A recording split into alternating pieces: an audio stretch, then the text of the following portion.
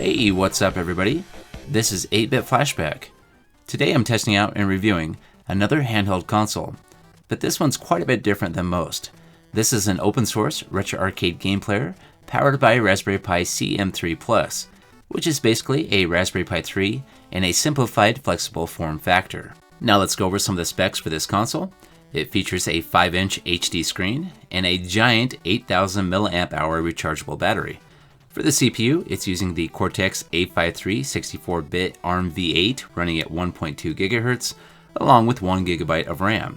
And one very cool feature with this console is that you can use it as a handheld or a standard console by hooking it up to your TV via the HDMI out port and plugging in up to 4 USB controllers. Okay, let's go ahead and rewind a little bit here and do some unboxing and see what's inside. Of course, we got the handheld itself. And this thing is pretty big, but surprisingly it still feels pretty comfortable when I'm holding it in my hands. And here's a look at the back of it. It's all transparent, as you can see. And it does come with a 5-volt 3-amp wall charger, so you can get that battery recharged fast.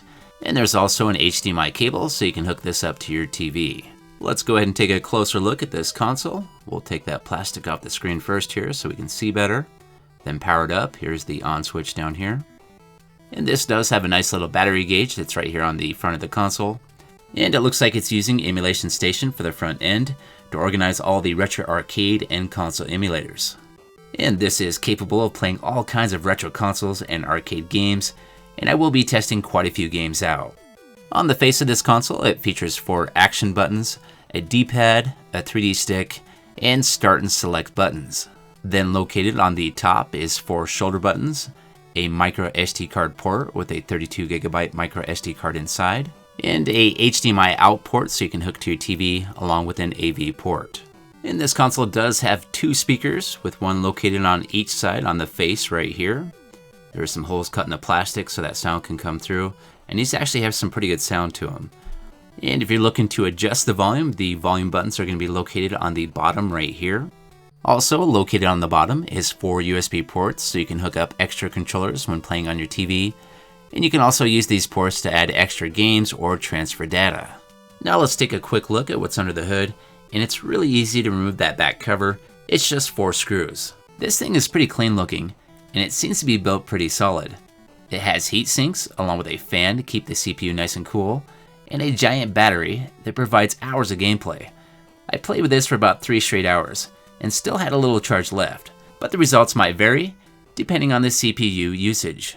Now let's go ahead and test some games out, and as I mentioned earlier, this is capable of playing all kinds of retro systems and arcade games, such as Nintendo, Super Nintendo, Sega Genesis, PC Engine, PlayStation, MAME, Neo Geo, and more. And we'll go ahead and start off with one of my favorite Nintendo games, Battletoads.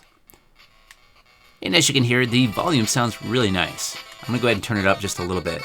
Now I have noticed with some of the other console emulators that sound may vary, so you might have to adjust the volume up or down to keep that volume from spiking or being too quiet.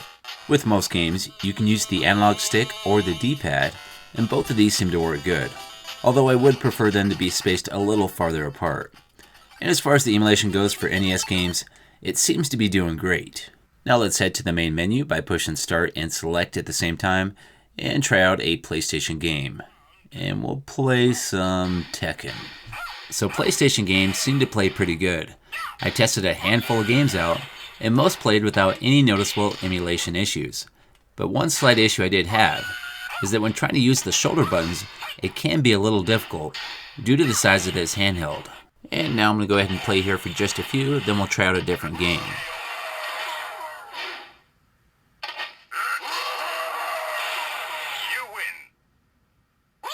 Okay, let's go ahead and try one more PlayStation game out. This is Soul Edge, and same thing with this game, it seems to be playing pretty well.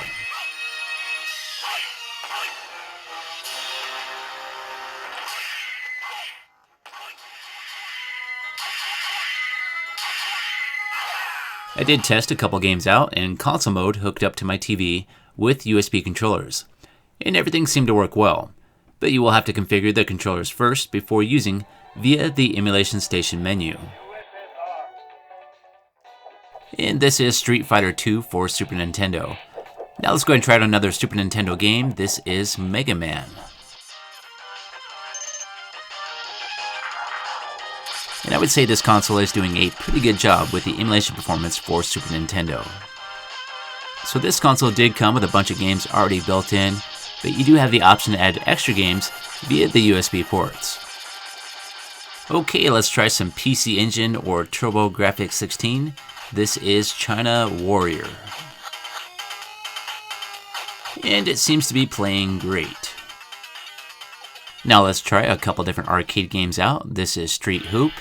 And to add credits, you can push that select button, and you can add as many credits as you want.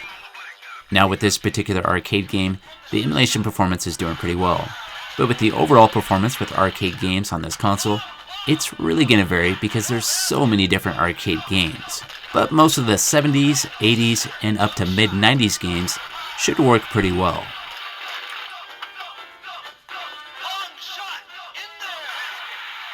Now let's go and try another arcade game out. This is Neo Geo's Drift Out New Technology. And this game seems to be playing pretty well, but I am having somewhat of a hard time with the controls on this game, and that's nothing wrong with the emulation performance. That's more on my end. I'm just having a hard time with the learning curve trying to control the car with this view and angle.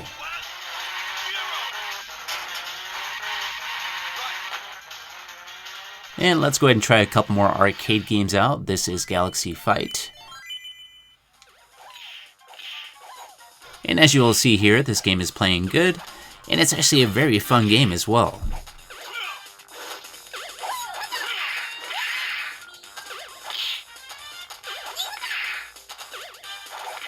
And let's go ahead and try one last arcade game out. This is Captain America in the Avengers, and the game is playing just fine. And this is a very fun game to play with some great music as well.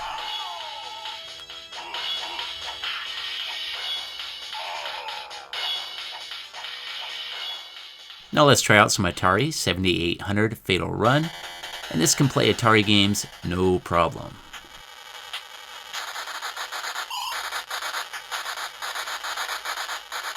So this console is capable of playing some Nintendo 64 games, but I would not buy this solely just to play Nintendo 64 games because you're going to be pretty limited.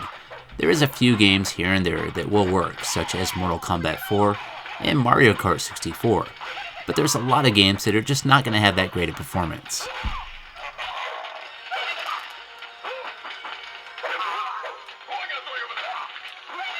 Here's an example of a Nintendo 64 game where the emulation performance is not so great. This is Hydro Thunder.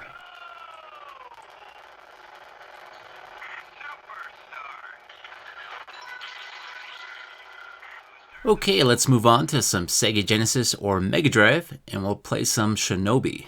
Now right off the bat, I noticed with some of the Sega games that the button mapping was pretty strange, and I was having to use the shoulder buttons for some of the movements of my character. So to correct this, I ended up just changing the stock emulator from the Pico drive to the Genesis Plus GX. And you are able to change the stock emulator by pushing the A button when accessing a game, and that'll take you to a menu where you can access a couple different options. After changing the emulator from the Pico drive to the Genesis Plus GX emulator, all the games seemed to be playing great, and the controls were working good as well. And one heads up I would like to give you about this console is with a lot of the emulators, the configurations are locked, so if you're trying to change those, you might have a hard time. Overall, I think this is a very cool console. It is a little bit on the big side, and some of those controls are hard to use. But the versatility of this console is awesome. Being able to use this as a handheld or just a regular console, and you can play thousands of different games with multiple different emulators. And it's very customizable, with custom themes and artwork. For anyone out there who is interested in picking one of these up, I did get mine from ploylab.com, and I'll make sure to put a link in the description. Have yourself a great day, and I'll see you next time. And if you like this video, if you could, hit that like button.